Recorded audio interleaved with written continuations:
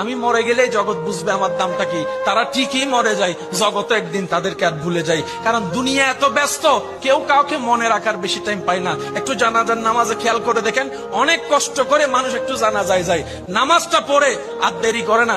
কবরস্থান পর্যন্ত যাওয়ার মানুষের সংখ্যা দেখবেন যে একদম কম, কবর দেওয়ার সময় মানুষের সংখ্যা দেখবেন যে আরো কমে গিয়েছে।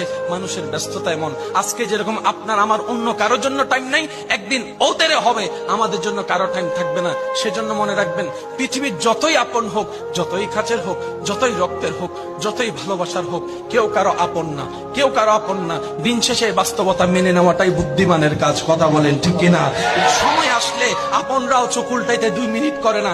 এমনও বাস্তবতা দেখা যায়, যাকে এক সময় আপনি খাওয়াইছেন সেই আপনার পাত থেকে ভাতের পাত কিনে নিয়ে যাবে। যাকে আপনি হাসির ব্যবস্থা করে দিয়েছেন, থাকার ব্যবস্থা করে দিয়েছেন, সেই একদিন দেখবেন আপনার জায়গা দখল করার জন্য পাইতারা প্ল্যানিং করতে থাকবে, পাইতারা প্ল্যানিং করতে থাকবে।